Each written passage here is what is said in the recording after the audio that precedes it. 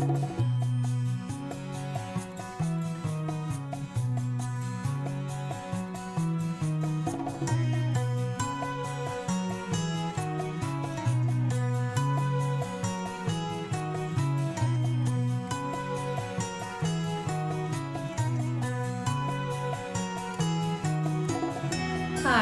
I'm Kathleen McCartney. I'm a developmental psychologist as well as the president of Smith College, and I'm here to say mental health matters.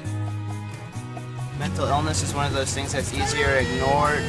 People is perhaps afraid or embarrassed to be ill, mentally ill. It's wacky that we don't accept the fact that some people, their brains don't work the same way that some other person's brain works. I think also, a lot of the main exposure we have to mental illness in this area is homelessness. Everybody has some kind of mental illness. Everybody really does.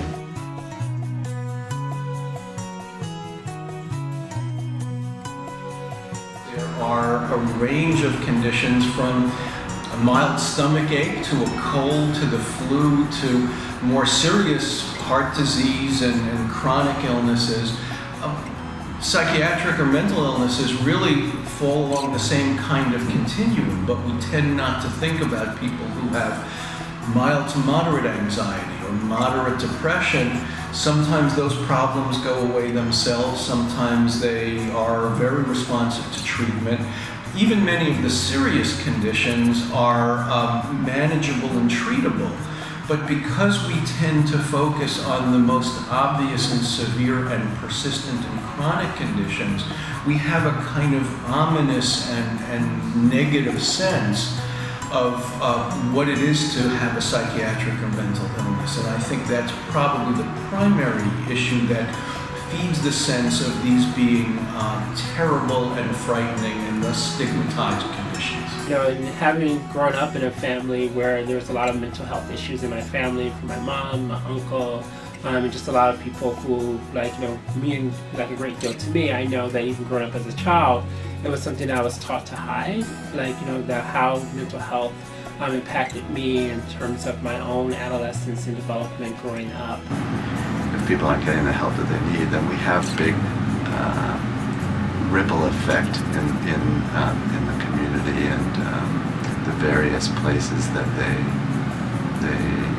exist. For example, with the workplace, there may be absenteeism, where they may go out on disability if they have an untreated mental health condition. Maybe at school they don't do as well academically, or they drop a lot of classes and it takes longer for them to complete their schoolwork. As young people grow up, it's important for them to have a basic understanding and a basic sense of what kinds of problems can occur, what sorts of things people need help for, to know how to help a friend, to know how to get help themselves when they may be having difficulty. It's very important to normalize issues around mental health in general and mental health difficulties in particular. And it's also just one of those things that none of us learn about growing up as a particular form of identity, and I do really truly look at it as a form of an identity because it's something that you carry with you. Especially in Egypt, nobody talks about mental health, how happy you are, how sad you are, anything about that. People hide you if you're mental or have problems or anything in that general vicinity of things. It's just not talked about in my culture. I live in China. People tend to be very conservative and not very open-minded, or maybe they tend to hold back their feelings to themselves instead of express to others what they really feel. Especially in our culture, I feel like a lot of the time we don't really see it as a bad thing. We just feel bad for them. Whereas instead of helping them, we just feel bad and then we give them money.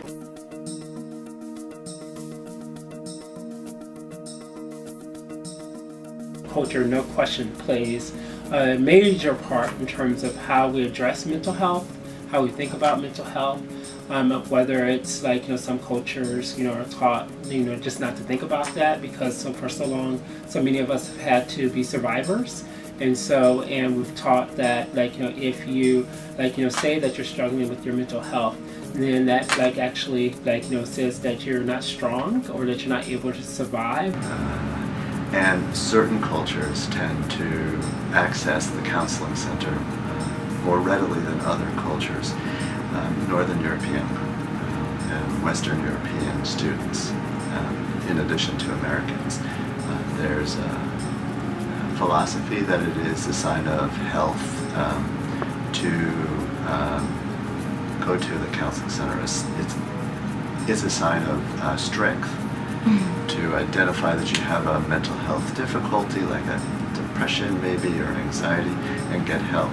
There are other cultures that may not feel quite as comfortable. Certain types of Asian cultures may avoid the counseling center because it brings shame to the family. There are some cultures that feel particularly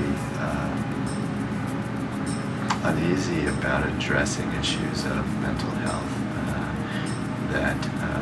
There's a fear that one may be ostracized from the community if you talk about it, and that leads to people not getting the help that they need. We also have so much stigma because it's a lack of trust in the mental health care system as well, and how it's traditionally treated, people of color and communities of color. We have to think about how acculturated a family is to their host community. So if someone comes from a different country and then comes to, for example, the United States, the more connected they are to that culture, the less difficulty they have in terms of mental health difficulties and getting help for mental health difficulties. However, if they come from a different culture and come to the U.S. and don't acculturate, they stay enculturated, that can cause some difficulties. Also, to make it more complicated, if they come to the U.S. and totally lose their identity in their community and don't connect with their host community, that can be a problem too. They feel alienated in both worlds. It all has to do with communication and education, which is helping people be more aware of these things, helping educate young people who, across many cultures, about the fact that it's possible to be culturally sensitive and culturally aware and still manage and provide support and treatment for these problems. And we need to do more of that work where people are looking at it from the intersections of mental health along with cultural identity. How we fuse those two identities together, those experiences together, is really key, for you to have a practitioner or to be able to have supports in which that are sensitive to all of your needs at once. And I truly think also, as we're not only thinking about serving the individual, how we begin to educate communities, from different cultures, has to be done with a sense of cultural sensitivity. Because I think didn't have examples of that, didn't have models of that in communities people from African descent, and who were able to talk about it intelligibly. I mean, I would like to believe that at least everyone has experienced a little bit of depression or something that could be, maybe classified as some kind of mental instability at some point. So if you could just kind of think back to how you felt and maybe a low time you could relate. Because it's not only that you are crazy, but also you can be depressed, or you can be just schizophrenic and be very functional in society. And it is important to get help when you have mental issues. It is very important, and we should take it just as seriously as cancer or someone breaking their arm, because in the end, a lot of mental illnesses can also lead to death. Our society often portrays mental illness as something that is incurable, and even worse, something that is universally dangerous. These attitudes about mental illness often create a stigma, which in turn creates a shame-based culture of silence around mental illness. This silence and isolation severely impacts those people experiencing mental illness because it discourages them from seeking help.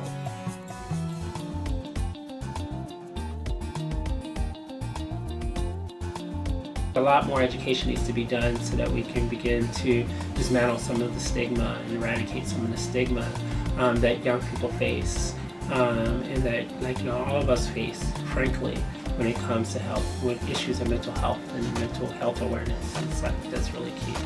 For myself, growing up, I never, very young, through high school, even when I first went to college, never wanted to talk about the fact that, my mom, struggled with schizophrenia and, the impact it had on me growing up as a young person. Research has shown that the contact model is a very effective way of decreasing the anxiety people have about going to a mental health provider. The contact model is basically having people who have addressed their mental health issues come and talk to others. These are common conditions.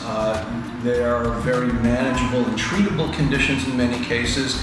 And as people talk about it, they can more and more recognize that their friends, their families, many people they know may be dealing with these kinds of things, may have found ways to manage them or get help from them. Another thing is ensuring that leaders talk about the issue actively and address the issue.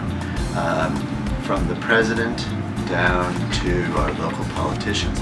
And I think once people are more comfortable to tell their stories, we start to see that, that more people, from all cultural backgrounds, all walks of life, have, we have this, there's mental health, challenges and issues that exist. The most clear positive impact we can see is that people feel understood. That if someone talks about some mental health difficulties that they've had, they can identify with that person and realize, I'm not alone and I can get help. Why it's absolutely vital that we speak out about mental illness. The sooner we do, the sooner we can encourage our friends and loved ones to seek the help that they need to get better, rather than letting them suffer in silence and isolation. So be the change you wish to see in the world. If you think that someone is in need, ask them if they need help, and if they do, refer them to adequate resources. If you think you might be experiencing mental illness, don't hesitate. Reach out.